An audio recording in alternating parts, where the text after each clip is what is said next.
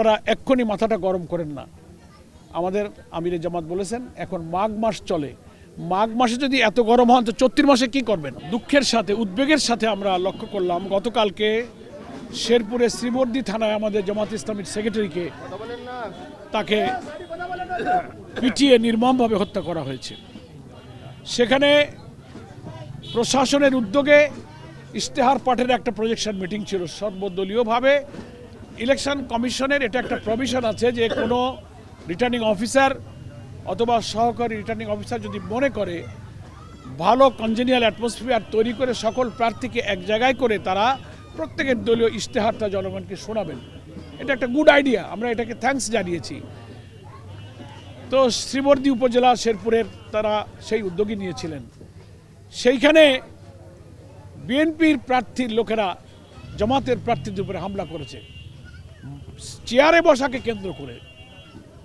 গায়ের জোর দিয়ে সামনে বসতে হবে, আসবে পরে জায়গা দিতে হবে সামনে, এটা নিয়ে ঠেলাঠেলি কারা করে এটা তো দেশের জনগণ জানে। দেড় যুগ ধরে ভালোবাসার নিড়ে এসিআই পিওর সল্ট। আমাদের জামাত ইসলামী বা ইসলামী কোনো দলের লোকেরা চেয়ার নিয়ে ঠেলাঠেলি কাড়াকাড়ি সামনে জায়গা দাও এখানে বসবো না, এই চরিত্র আমাদের ইসলামী আদর্শের মধ্যে নাই। কিন্তু ওনারা এটা করতে গিয়ে সেখানে মারামারি হয়েছে, আপনারা টেলিভিশনে দেখেছেন। এবং নির্বাচনী সহিংসতায় এটি প্রথম জামাত ইসলামীর একজন নেতা শহীদ হলো। আমরা আল্লাহর কাছে দোয়া করব তার শাহাদাত মঞ্জুর হোক। কিন্তু সরকারের প্রধান, ইলেকশন কমিশনের প্রধান, ল এনফোর্সিং এজেন্সি যারা হাতে আছে তাদেরকে আমরা এটাকে কঠোর হস্তে দমন করার জন্য বলবো যে এই ঘটনার আর কোনো পুনরাবৃত্তি হলে আগামী নির্বাচন সুষ্ঠু, নিরপেক্ষ, নিরাপদে হবে কিনা সেটির কিন্তু প্রশ্নবিদ্ধ হয়ে যাবে। এই চ্যালেঞ্জ আপনাদেরকে ফেস করতে হবে, তা না হলে এই হানাহানি যদি শুরু হয়ে যায় তো আপনারা বাংলাদেশে কোনো নির্বাচন করতে পারবেন না। সেই জন্য গণমাধ্যমের সুযোগে আমি দেশবাসীকে শান্ত থাকতে বলবো। বিশেষ করে 11 দলের যারা প্রার্থী আছি আমরা শান্তিপ্রিয়, আমরা নিয়মতান্ত্রিকভাবে আমাদের নির্বাচনী প্রচারণা আচরণ বিধি মেনেই আমরা পরিচালনা করছি। সরকার যদি আইনকে যারা শ্রদ্ধা করে, আচরণবিধি যারা মানে, তাদেরকে যদি আপনি দুর্বল ভাবেন, সরল মনা ভাবেন, এটা ভুল করবেন। আমরা আইনের প্রতি শ্রদ্ধাশীল, লয়াল বলে আপনি আমাদেরকে এইভাবে নির্যাতিত, বঞ্চিত, নিপীড়িত করবেন, এটা উচিত নয়। সরকারের এই হত্যাকাণ্ডের সাথে, ওখানে হামলার সাথে যারা জড়িত, সেখানে উপজেলা প্রশাসনের উপস্থিতিতে কেন এটা হলো, এটার বিচার বিভাগে তদন্ত হওয়া উচিত, হামলাকারীদের গ্রেফতার করা উচিত এবং আইনের আওতায় এনে তাদের বিচার করা উচিত। এবং এ ব্যাপারে আমি বিএনপি বন্ধুদেরকে বলবো, আপনারাও বাংলাদেশে নির্বাচন করছেন, আপনারা একটা বড় দল, জামাত ইসলামী সহ 11 দলও অনেক বড় দল, ফলে আপনারা এক্ষুনি মাথাটা গরম করেন না।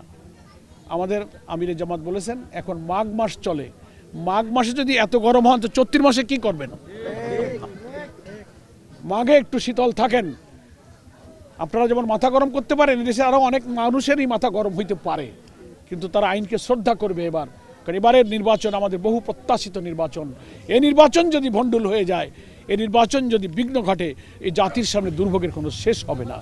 ফলে আপনারা জুলাই চার্টারে স্বাক্ষর করেছেন, জুলাই সনদের স্বাক্ষরকারী একটি দল হিসেবে আপনাদের নির্বাচন সুষ্ঠুভাবে নিরপেক্ষ করার অঙ্গীকারের প্রতি শ্রদ্ধাশীল থাকা উচিত। তা না হলে জনগণ কিন্তু আপনাদেরকে ভিন্নভাবে দেখবে। এক্ষুনি আমরা আশঙ্কা করি না, তবে উস্কানি তো শুরু হয়ে গেছে। পা ভেঙে দেবে, হিন্দুদেরকে হুমকি দিচ্ছে, মহিলাদের বৈঠকে বাধা দিয়েছে। ইভেন আমি কালকে কোথায় মঠবাড়িয়া না কোথায় গেলাম, কালকে কুলবাড়িয়াতে আমার মিটিং ছিল, সেই মিটিংয়ে চেয়ার টিয়ার নিয়ে লোকেরা বসে গেছে, বিএনপির লোকেরা উপস্থিত হয়ে সেই মিটিং তারা ভেঙে দিয়েছে। আমি অবশ্য যেতে পারিনি, আমি আর একটা মিটিং থেকে আসতে গিয়ে পথে শুনলাম যে ওইখানে মিটিং হতে পারছে না, বাধা দিয়েছে। আমি সাথে সাথে ওসিকে ফোন করেছি, আমার ওসিকে ফোন করার কথা না, কারণ আমাকে ডিআইজি আমাকে কমিটেড আমার প্রতি। আমি হোম অ্যাডভাইজারকে বলেছি, এসপি সাহেব আমাকে কথা দিয়েছেন যে এই জাতীয় কোনো কিছু হলে আপনি আমাদেরকে ইনফর্ম করেন। আমি কালকে পুলিশের ওসিকে বলেছি ডুমুরিয়ায়, এবং নাম পিতার নাম উল্লেখ করে বলেছি যে এরা এসে আমার মিটিং ভেঙে দিয়েছে। একজন প্রার্থীর মিটিং ভেঙে দিল যারা ডুমুরিয়াতে, তার ব্যাপারে পুলিশ প্রশাসন কি পদক্ষেপ নিল এটা আমরা দেখতে চাই। না দেখতে পারলে ডুমুরিয়ার ওসি কি করেছেন সে কৈফিয়ত কিন্তু ডুমুরিয়াবাসীর কাছে দিতে হবে।